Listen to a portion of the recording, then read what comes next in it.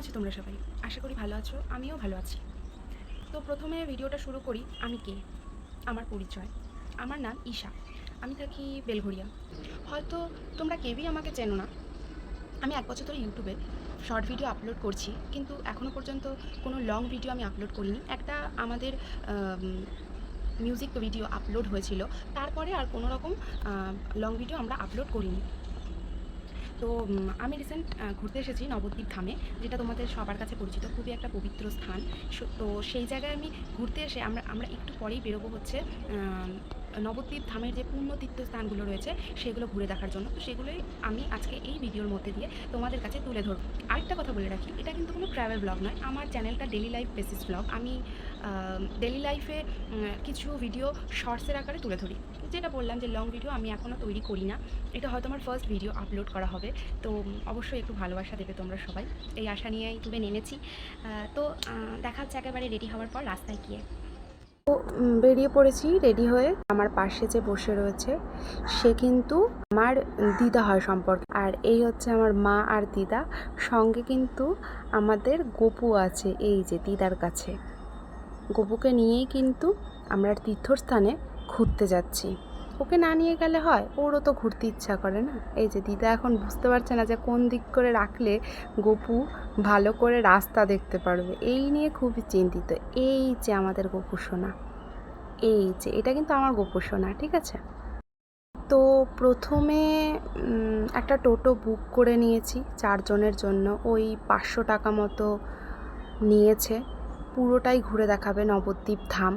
ওই যে আমাদের ফার্স্ট ডেস্টিনেশন দেখা যাচ্ছে, ওই বড় শিব ঠাকুরটা, ওইখানে আমরা যাব।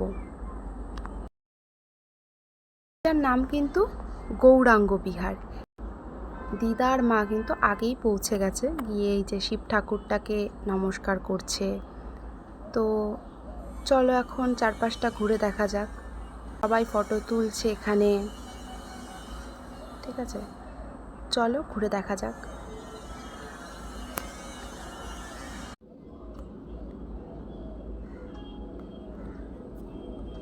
তো এই যে আমি, মা বারবার বলছে তুই ভিডিও বানাবি তো ওকে দেখা, আমাদের কেন এত বারবার দেখাচ্ছিস, তুই একটুখানি ভিডিও বানা। আর আমি এদিকে ক্যামেরা অন করে দিদার সাথে গল্প করতে করতে যাচ্ছি, ওপরে উঠছি।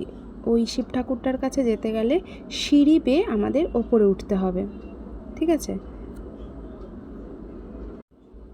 তো আমরা প্রায় চলে এসেছি। যে আমাদের সিঁড়ি দেখা যাচ্ছে, ওই সিঁড়ি দিয়ে উপরে উঠলেই কিন্তু আমরা ওই শিব ঠাকুরটার কাছে পৌঁছে যাব। তো এবার এই যে সিঁড়ি বেয়ে কিন্তু আমরা উঠে পড়ছি সেই শিব ঠাকুরের জায়গাটায়। প্রণাম করে অবশ্যই তীর্থস্থানে যাওয়ার আগে, তীর্থস্থানে পা ফেলার আগে সেই জায়গাটা প্রণাম করে আমাদের যেতে লাগে। এটাই আমাদের সনাতনীদের নিয়ম, ঠিক আছে। আমার হয়তো মনে হচ্ছে আমি একটু বেশি আধ্যাত্মিক লেভেলের কথা বলছি, কিন্তু আমি অতটাও আধ্যাত্মিক লেভেলের না। একজনকে মন প্রাণ দিয়ে শ্রদ্ধা করি, সেটা আমার এই ভোলে বাবা, ঠিক আছে। তো তার কাছেই ফার্স্ট আসলাম নবদ্বীপে এসে। কিন্তু তোমরা কি জানো এই ভোলে বাবাটা মানে ভুল বানানো হয়েছে। তোমরা একটু ভালো করে খেয়াল করলে দেখবে ডান হাত বা হাতটা খুবই আলাদা, একটা একটু বেশি বড় হয়ে গেছে, একটা একটু ছোট, মুখটা কেমন একটা হয়ে আছে। সবাই এখন ফটো টটো তুলে নেব, ফটো টটো তুলে তারপরে এই যে চলে যাচ্ছি। এখন আশপাশটা একটু ঘুরতে ঘুরতে বেরিয়ে যাবো আর কি। ঘুরবো না, এখানে ঘোরার আর কিছুই নেই, এইটুকুই তো জায়গা, আর বেশি কিছু ঘুরবো না। এই এখন আশপাশটা একটু ঘুরে বেরিয়ে যাব। এর চারিপাশটা খুবই সুন্দর, সবুজ গাছপালায় ভর্তি, ঠিক আছে, খুব মনোমুগ্ধকর পরিবেশ। আর এই যে আমি ভিডিও করব আর আমার দিদা নাচবে না, হতে পারে সেইটা? খুবই রসিক মানুষ, ওই জন্য ওনার সাথে ঘুরতে আমার খুবই ভালো লাগে। ওনার যে বয়স হয়েছে বোঝাই যায় না সেটা। তো এই যে আরও একটা মন্দির আছে ওর মধ্যে, খুব স্নিগ্ধ, ওর ভেতরে আর কি কোনো একটা গুরুজির মন্দির। এটা আমি তো ঠিক জানি না, তাই আমি আর যাইনি। এই যে আশপাশে সুন্দর পরিবেশ,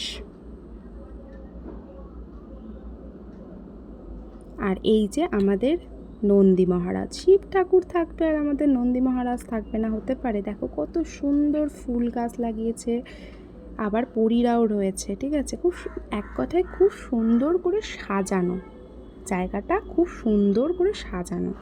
তো আমাদের কিন্তু গৌরাঙ্গ বিহার ঘোরা হয়ে গেছে। এই আমরা টোটোতে উঠে পড়েছি। এই চারপাশের পরিবেশটা মানে টোটো দিয়ে যেতে যেতে যতটুকু আর কি দেখা যায় ততটুকুই। এখন আমরা খুব সম্ভবত যাচ্ছি সোনার গৌরাঙ্গ দেখতে, নিমাইয়ের জন্মস্থান দেখতে, এই সব জায়গায়। তো সোনার গৌরাঙ্গ যেখানে আছে এখনই ঢুকবো না, এই তীর্থস্থানে যাওয়ার পরে সোনার গৌরাঙ্গটা দেখতে যাব। সোনার গৌরাঙ্গটা আমরা ক্রস করে চলে এসেছি। এই জায়গাটার নাম হচ্ছে সমাজবাড়ি আশ্রম। তো খুব সুন্দর জায়গা।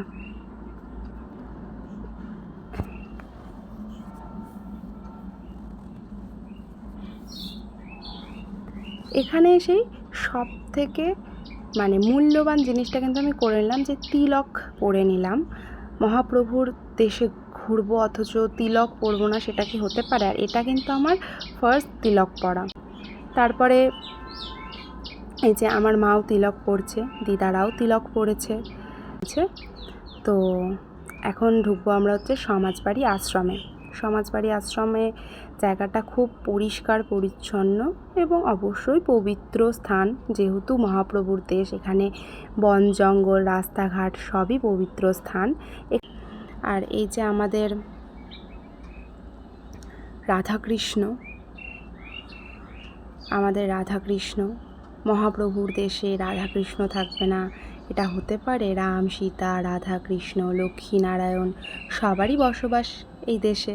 খুবই পবিত্র একটা জায়গা। ওই যে আমাদের নন্দদুলাল আর রাধারানী রয়েছে, বৃন্দাবন লীলা কিন্তু এখানে দেখিয়েছে। তো তোমরা দেখতে পাচ্ছ সবাই খুবই সুন্দর কারুকার্য করা। আর তোমরা জানো কি না জানি না, নবদ্বীপকে কিন্তু বাংলার অক্সফোর্ড বলা হয়। কে কে জানতে আগে থেকেই একটু কমেন্ট করো, ঠিক আছে। আর এই যে আমার দিদা রাধারানী আর কৃষ্ণলালজিকে নমস্কার করছে। তো এখন আমরা চারপাশটা একটু ভালো করে ঘুরে দেখে এখান থেকে চলে যাব হচ্ছে সোজা সোনার গৌরাঙ্গ দেখতে। এখানে কিন্তু রাধারমণ চরণ দাসের সমাধি রয়েছে। তো এই নিয়েই এইটা তীর্থস্থান গড়ে উঠেছে। তো আমাদের এখন এটা দেখা হয়ে গেছে।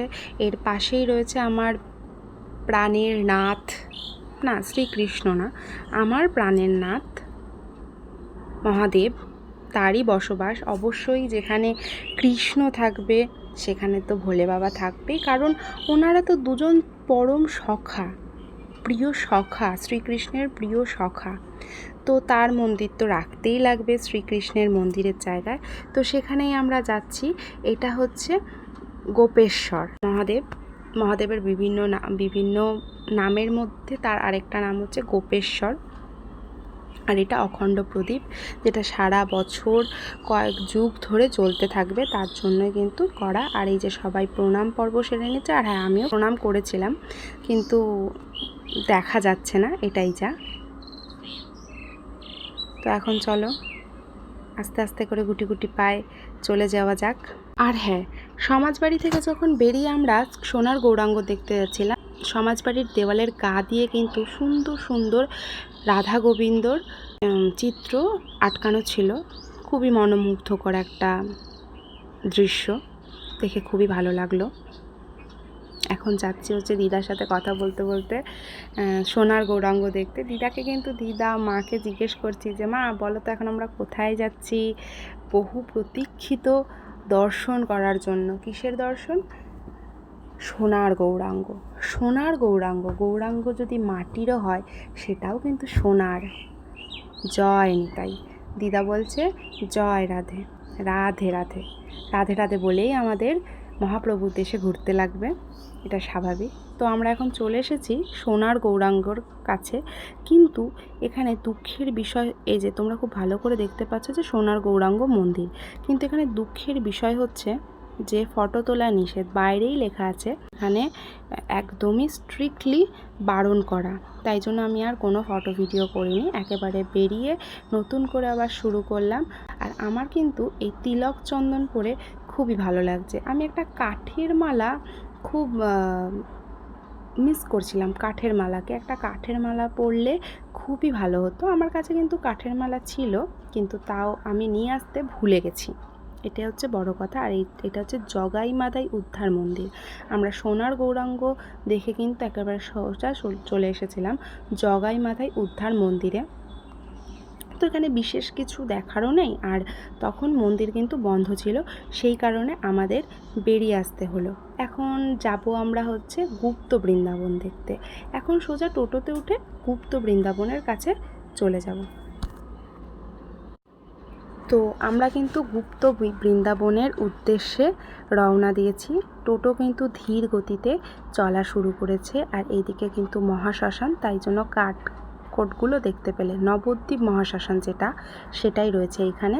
এখন এই নবদ্বীপ থানা পার করেই আর একটু পর গেলেই কিন্তু আমাদের গুপ্ত বৃন্দাবন। তো গুপ্ত বৃন্দাবনে চলে আসলাম, নমস্কার করে ঢুকে পড়লাম। আর হ্যাঁ, আমি কিন্তু ডান হাতেই নমস্কার করেছি, ফটো ভিডিওর জন্য বাঁ হাত মনে হচ্ছে। তো আমার মা চলে যাচ্ছে এই যে বৃন্দাবনের দিকে, মানে গুপ্ত বৃন্দাবনের দিকে। বৃন্দাবনে যাওয়ার এখনও সৌভাগ্য হয়ে ওঠেনি আমাদের, কারণ রাধারানী হয়তো এখনও ডাকেনি, তাই জন্য আমরা যেতে পারিনি। কিন্তু আমাদের গুপ্ত বৃন্দাবনে যে চলে এসেছি। আর আমি মনে করি যে গুপ্ত বৃন্দাবনে যখন চলে এসেছি, আমাদের কিন্তু রাধারানী ডাকতে বাধ্য, ডাকবে এই আশা নিয়েই রয়েছি যে যবে রাধারানী ডাকবে তবেই কিন্তু আমরা বৃন্দাবন ঘোরার সুযোগ পাবো। তো এখন গুপ্ত বৃন্দাবন ওই যে দেখতে পাচ্ছ, গুপ্ত বৃন্দাবন দর্শন করেও এখানে 10 টাকা পার পারসন টিকিট লেগেছে, প্রত্যেকের জন্য 10 টাকা করে টিকিট। এই যে টিকিটগুলো দিদা এখন সবার হাতে হাতে দিয়ে দিচ্ছে। আর এই যে আমরা যাওয়া শুরু করেছি রেলিং দিয়ে ঘুরে ঘুরে ঘুরে ঘুরে, ঠিক আছে। এখন আমরা পৌঁছে যাব হচ্ছে গুপ্ত বৃন্দাবন। ভেতরটা খুবই সুন্দর, আর সবই কিন্তু ভিডিও বলবো না, ফটোর আকারে তুলে ধরেছে, ফটো লাইটিংয়ের আকারে লীলাটাকে তুলে ধরেছে। এখানে হচ্ছে বিভিন্ন শ্রীকৃষ্ণের লীলাগুলো তুলে ধরেছে। লীলা মানে তার জন্ম থেকে, তার মাখন চুরি, তার মুখের ভেতরে সারা ব্রহ্মাণ্ড দর্শন, ঠিক আছে, পুতনাবীর নিধন, রাম রাবণের যুদ্ধ, বিভিন্ন কিছু। শুধু যে শ্রীকৃষ্ণের লীলা তুলে ধরেছে সেটা না, শ্রীকৃষ্ণের আরেক অবতার রামের লীলাও কিন্তু তুলে ধরেছে এর মাধ্যমে, এগুলো লাইটিংয়ের মাধ্যমে কিন্তু তুলে ধরেছে। তো এরপরে কিন্তু আমরা চলে এসেছি আরেকটা পবিত্র স্থান, সেটা হচ্ছে নিমাইয়ের জন্মস্থান। এর মধ্যে আর আমার ভিডিও করা হয়নি, টোটোতে কী আর দেখাবো। তো চলে এসেছি প্রিয়াকুঞ্জ অর্থাৎ নিমাইয়ের জন্মস্থান। ওই যে দূরে দেখতে পাচ্ছ 8 চালা চালের একটা ঘর, সেখানে নিমাই কিন্তু সচী মায়ের কোলে শুয়ে রয়েছে। তখন সে খুবই ছোট। আর এই যে সেই নিম গাছতলা, ঠিক আছে, খুব সুন্দর একটা পবিত্র জায়গা, মনোমুগ্ধকর জায়গা। আর এখানে সবার মানত পূরণ করার একটা গাছ, এই নিম গাছে সবাই মানত করে আর কি সুতো বেঁধে রেখে যায়। আর এই যে সচী মায়ের কোলে কিন্তু আমাদের মহাপ্রভু রয়েছে সব। আর এই যে লুপ্ত তীর্থ উদ্ধার, ঠিক আছে, কিভাবে উদ্ধার করা হয়েছে এখানে লেখা আছে। আর এখানে পঞ্চবটি গাছ আছে। তো চারপাশটা এরপরে ঘুরে দেখলাম, নিমাইয়ের দর্শন করে তার চারপাশটা, নিমাইয়ের জন্মস্থানের চারপাশটা ঘুরে দেখলাম। এই যে এটা হচ্ছে মহাপ্রভু জন্মস্থানের ঘাটের প্রবেশদ্বার, মানে মহাপ্রভু যেখানে জন্ম নিয়েছিল তার কাছেই গঙ্গার ঘাট ছিল, তার ঘাটেরই প্রবেশদ্বার এটা, আর কিছুই না। তারপরে আমরা চলে যাচ্ছি আরেকটা তীর্থস্থানের উদ্দেশ্যে, সেটা হচ্ছে নরহরি শ্রীকৃষ্ণ চৈতন্য সেবা মিশন। এই জায়গাটা কিন্তু খুবই সুন্দর। আর এইখানে আরেকটা খুব মূল্যবান জিনিস রয়েছে, যেটা পৃথিবীর সবথেকে বড় নিমাইয়ের মূর্তি। ওই যে দেখা যাচ্ছে 60 ফুট উঁচু, ঠিক আছে, 60 ফুট উঁচু একটা নিমাইয়ের মূর্তি, বা গৌরাঙ্গই বলো, নিমাই বলো, যাই বলো না কেন, তার মূর্তি কিন্তু রয়েছে। এই পরিবেশটা কিন্তু খুবই সুন্দর, মানে আমার সব থেকে ভালো লেগেছে। এই ঘুরে সব থেকে ভালো স্থান আমি এটাই দেখেছি। এত সুন্দর মনোমুগ্ধকর জায়গা, এখানে শ্রীকৃষ্ণের লীলা থেকে শুরু করে গৌরাঙ্গের লীলা, শ্রীকৃষ্ণ, রাধারানী সবাই কিন্তু আছে। আর এই যে আমার দিদা, আমি ফটো তোলা শুরু করলে বা ভিডিও তোলা শুরু করলে আমার দিদা মহাপ্রভুর স্থানে গেছে, আর মহাপ্রভুর নাম নেবে না সেটা হতে পারে? মহাপ্রভুর নাম করে সে আনন্দে কিন্তু নাচ করছে। আর আমিও সেই ফাঁকে একটুখানি ভিডিও তুলে নিয়েছি।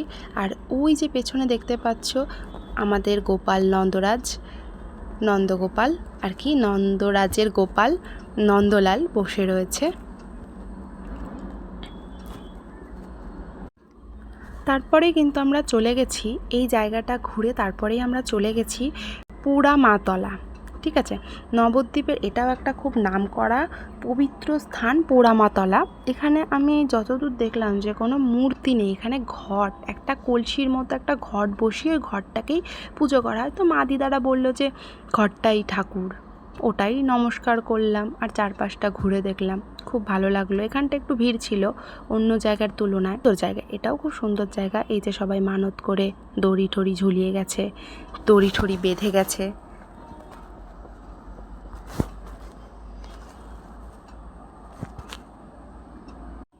এই পোড়ামাতলা থেকেই আমরা চলে গেছিলাম সর্বশেষ তীর্থস্থান আর কি, জল মন্দির, যেটা নবদ্বীপের জল মন্দির। তো রাত হয়ে গেছে, জল মন্দিরের আর ভিডিও করিনি, কিন্তু এখানে অনেক হরিণ শাবক, হরিণ এবং খরগোশ, তারপরে রাজহাঁস, এই সমস্ত কিছু ছিল।